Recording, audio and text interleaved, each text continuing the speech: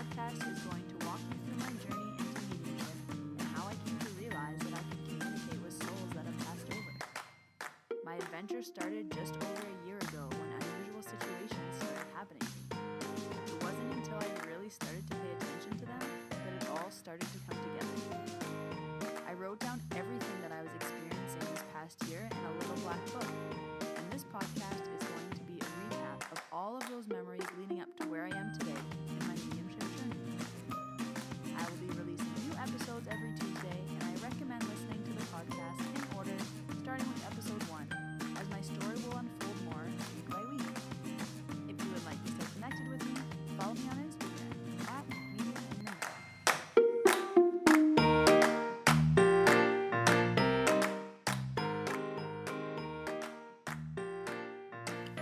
So as a quick recap, up until this point, we've had Reiki appointments, which have been going offside. Weird things have been happening. Names have been coming up. Then we had the first Luigi story. Then I went to my crystal healing class and got some answers. Then I came back and had the Maria story with my neighbor. And now my life is kind of turned upside down. It's been all-encompassing. This is what is taking up my free time.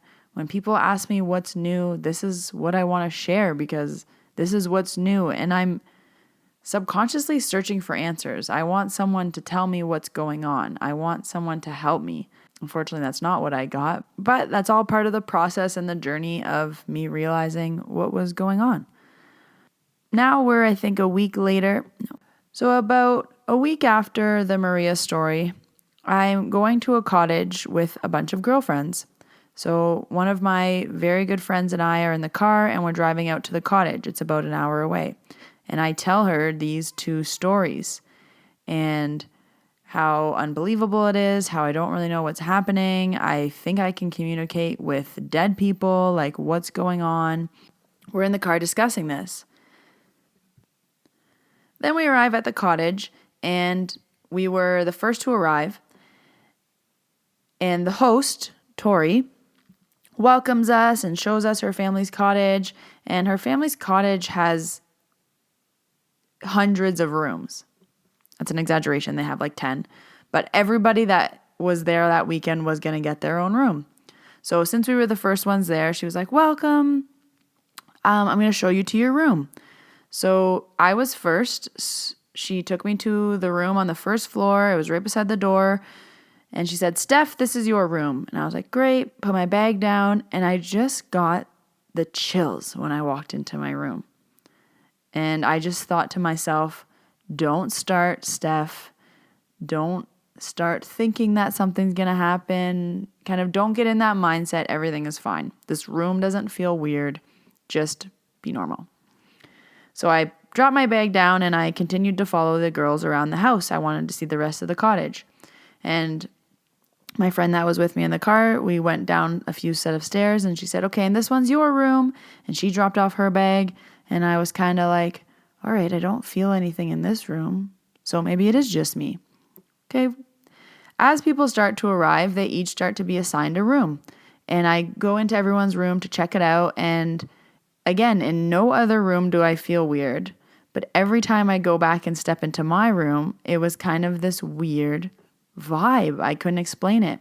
And the room that I was staying in had an ensuite, so whenever I needed to use the washroom or get something from my bag, I was continuing to go back and forth to the room. So once all the girls have arrived, we're sitting on the deck, we're having some snacks, and it's kind of the, what's new, what's going on? And I was like, well, like these are all my best girlfriends. Like I kind of need to tell them what's happening. And my friend had already heard it in the car, but this was going to be a repeat for her. And I go through the whole stories of what has been happening and how it's weird and how I don't know what's going on, but this is kind of all the information that I have. And again, I get those stares at me, those deer in the headlights of, oh, and automatically, do you have something for me? Do you have anything for me? What do you pick up? And I was like, no, the only thing that I have is my room feels weird. And the host, Tori, was like, well, your room is the guest room, so no one would have been in that room. And her father has passed away. Tori's father has passed away. And I knew that. But she's like, no, it wouldn't be my dad because my dad was never in that room. I'm staying in my dad's room. And I was like, okay. So we went on the rest of the day. The cottage weekend was really fun. But every time I walked into the room, I just started feeling something. And then it was becoming something in my chest. So whenever I walked into the room, I could all of a sudden hear my breath. It became audible. So my normal everyday breathing, I don't hear it. But when I walked into the room, it was very labored. It was...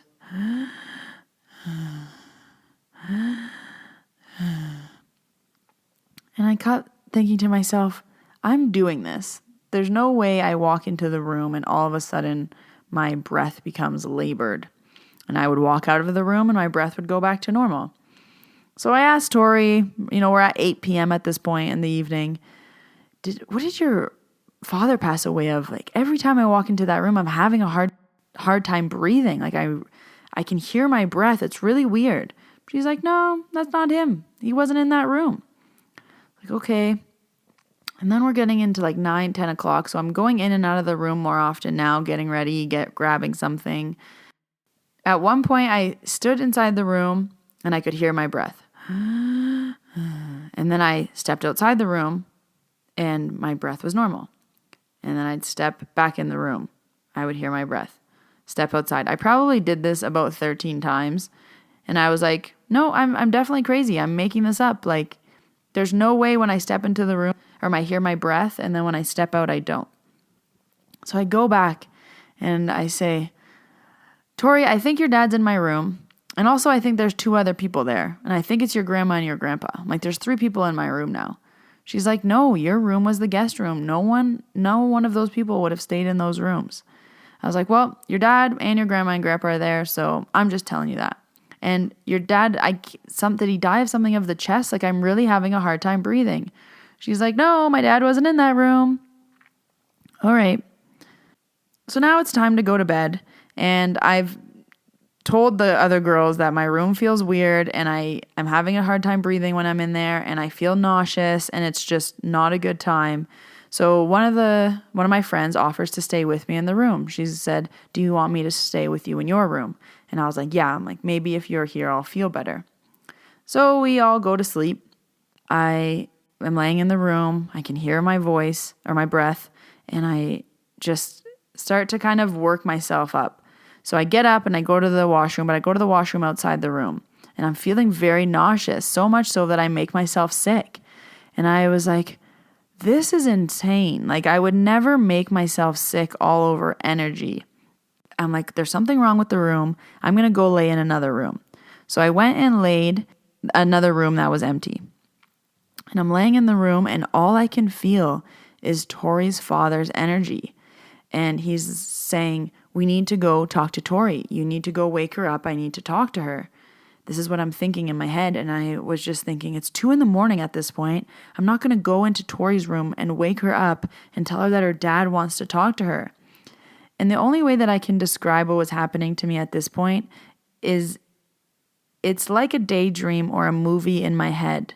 So it's kind of playing and I can't shut it off. So because my mind is racing, I wasn't able to sleep. So I'm laying in this room, the lights are on, I'm on top of the covers, I'm just trying to calm my breathing, calm my nerves. Don't want to go into a full-blown panic attack. I'm trying to convince myself that I'm fine and I'm just making this all up. And now we're about 4:30 in the morning. I haven't slept. I just feel like, it feels like a headache where it won't go away. And then in this moment, it clicked.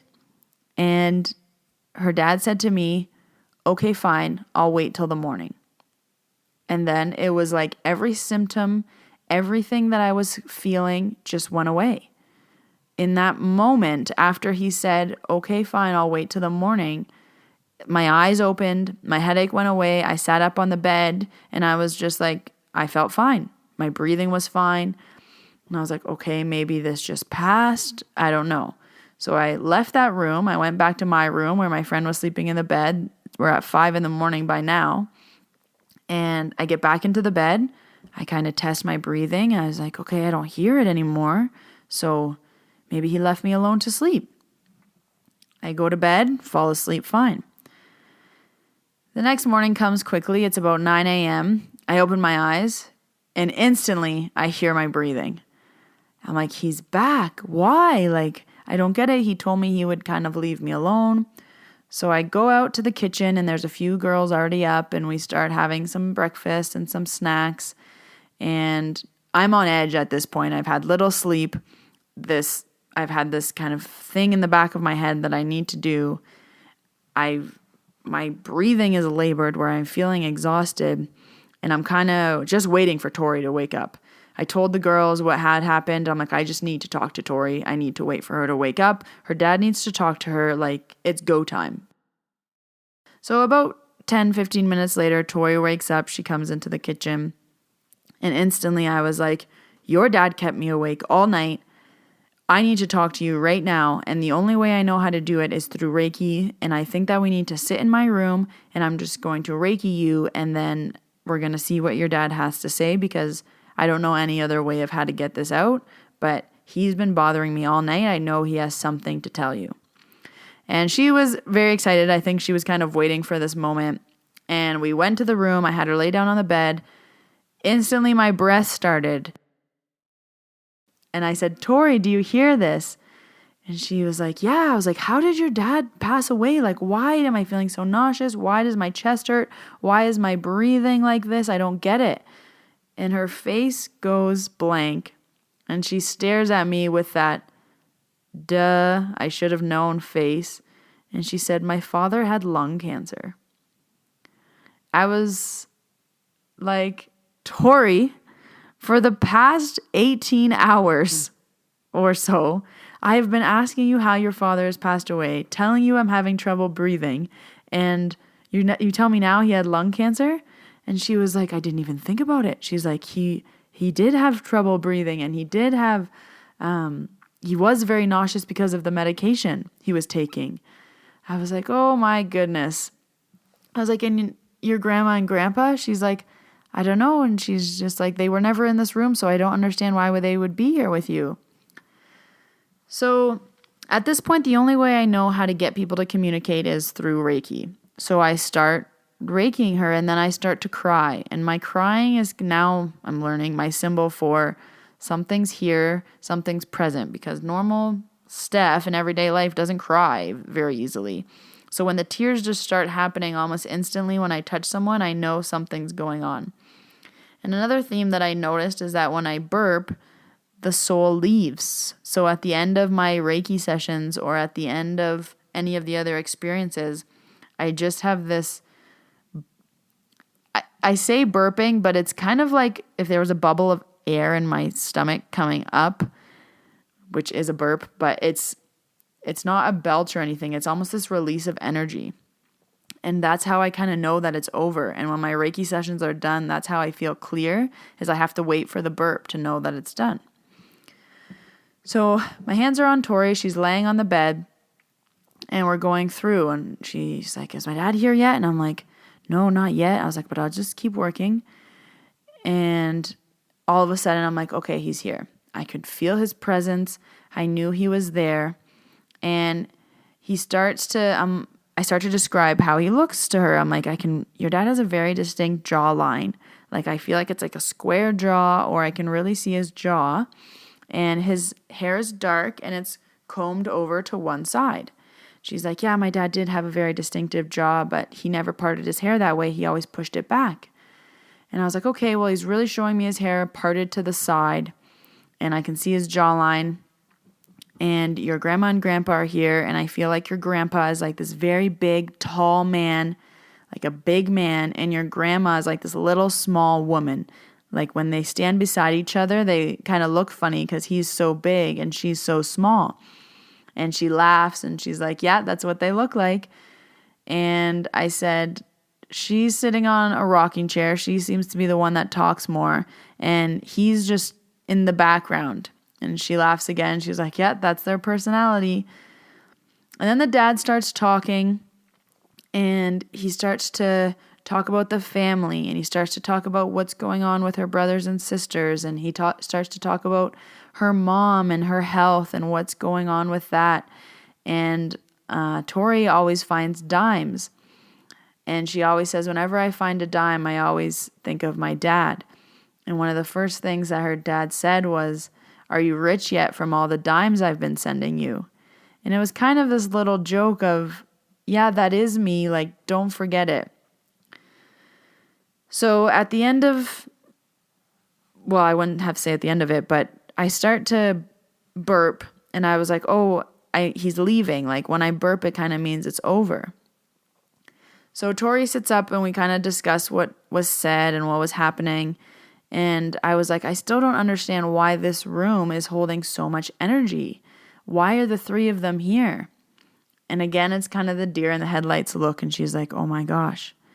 She's like, for the last week when my dad was sick, he couldn't walk up the stairs to his room. So he was staying in this room. And I was like, oh, that makes sense. And she's like, now that I think about it, when my grandparents got older and when they used to come to the cottage, they couldn't walk down the stairs to their room. So they ended up staying in the guest room as well. So for the last few times that they came, they would have also been in this room. And I was like, okay, that makes sense of why I felt so much energy in this room. So after that had happened, Tori says to me, do you want to come see a photo of my dad and my grandparents? And I was like, yes, like absolutely. And I'm kind of getting into this habit where I want to see the picture after to confirm if it's the image that I saw in my mind. So the way that I can describe it, when I see a photo, I can say, yes, it looks like that, or no, it doesn't. So we go into this room that I hadn't been in yet during the weekend, and it was full of photos, and it was like kind of the family sitting room. And she starts to show me pictures of her dad. And the first one she showed me, and I was like, no, he was younger than that. The next photo she showed me, I'm like, he was older than that. The next photo that she showed me, I was like, no, he weighed more than he did when he was in this photo. And then she shows me a big portrait style, and her dad has the very chiseled jawline, and his hair is parted to the side. I was like, this is what he looks like. This is exactly what he looks like. And she started to laugh. She's like, oh my gosh, this is the photo that I always use for my dad when I remember him. When it's his birthday, this is the photo that I choose. When it's his anniversary, this is the photo that I post. She said, I have this photo of him beside my bed, and I never noticed that his hair was parted to the side. She's like, that's so funny. And we had like a little laugh about how I was so adamant that his hair was parted to the side, and she was so adamant that his hair was pushed back. But in the moment when she saw the photo of how she remembers her dad, it was with his hair pushed to the side. And then I asked to see a picture of her grandma and grandpa, and she shows me a photo, and it was exactly as I had seen in my mind, a small little woman and a tall, big man, and they were just the cutest little things. And I was like, yes, that is exactly how I like pictures to me in my mind. So after a few good hugs and a cry, we go back to the group, and I just feel this sense of relief. It was like something that had been in the pit of my stomach was now completed, and I could enjoy the rest of the time in the weekend there. I almost wish that I would have done this the second I walked in, but because I still don't know what's going on and don't know why I'm feeling these things, I didn't really understand that I was having such strong reactions because I needed to tell Tori. And I'll learn this as well. Each little story is a learning where when I start to feel something, all of a sudden, I need to learn that it's not mine. So something that I learned from this was that if I all of a sudden have breathing problems or stomach pain, I just need to tell myself, this isn't mine, this isn't mine, this isn't mine, because I don't need to physically feel these symptoms in order to channel the spirits. It's nice of them to let me know a strong signal of tell them I had lung cancer, but at this point I didn't know what it meant. I'm getting a little bit better at identifying it now. I think can strongly identify what a heart attack feels like, which I wish I didn't have to, but it is very helpful when I'm channeling souls now to say, okay, I'm having really strong pain here. How did they pass away? Oh, that pain makes sense for their death. Great. And it just aids in the communication of getting the message across. So, of course, we go back to the girls. We tell them all the stories, and I get all the faces and reactions, but everyone is very supportive. Up until this point, I've had no one be like, you're wrong, you're crazy, this isn't true. Everyone's kind of like, all right, like, if this is what just happened, we kind of have to believe it. And I was still in the place of, I don't think I believe it. But it was happening, and I was learning lessons. And another big takeaway looking back on this story now that I took away from this one is that people's immediate reaction is always no. I can tell you that your mom's name started with M, and you can tell me no. And then I say, what's your mom's name? And you're like, Mary. I was like, Mary starts with M. It's like, oh, I can tell you that I'm feeling something in the chest and ask you how your dad died, and you tell me lung cancer, and you're like, oh, it's almost like we're searching for another connection, or we want to hear what we're looking for. So now in my readings, I shouldn't say readings, I should say sessions. I technically do not take mediumship clients even up until this point. I just feel that your body will get what it needs when you come to see me. So if you need Reiki over talking to your dad for an hour, you're going to get an hour of Reiki. If your shoulder needs more attention than what your mom has to tell you, your shoulder's going to get the attention. And at the end of the appointment, I always say, your mom's here and she wants to tell you this, but I am not going to take over the whole session when you actually need energy work, and that's why you came to see me.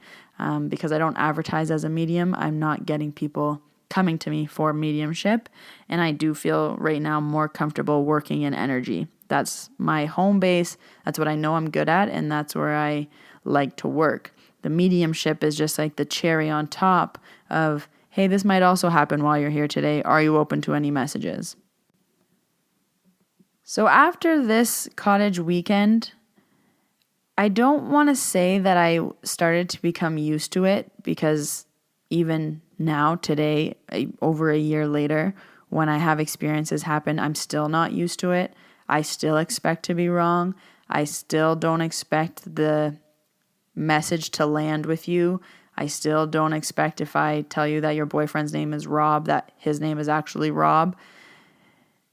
But it did become more, I want to say, like a pill that I could swallow. I was like, okay, I kind of get this, and I kind of see why people need this.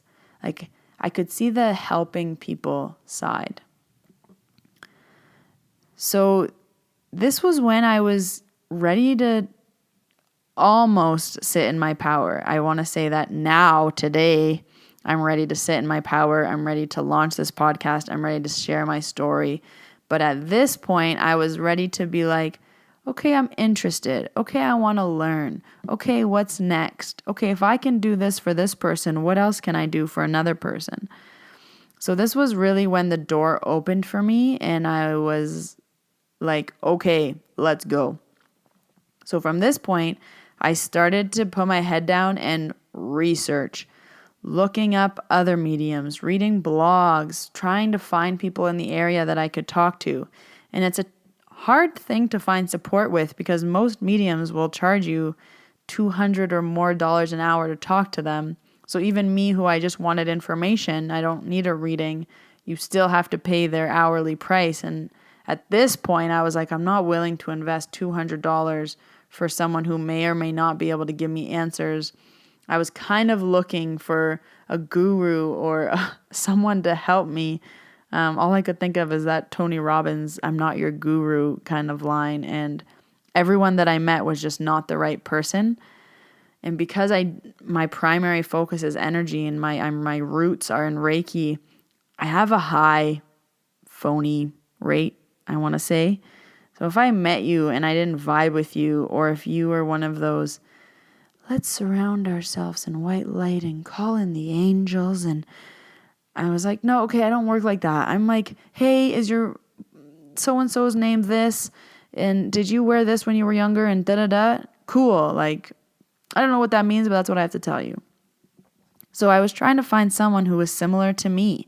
I wasn't very, I don't want to say bad things about the way other people do it, but I just wasn't as woo-hooey as this community can be.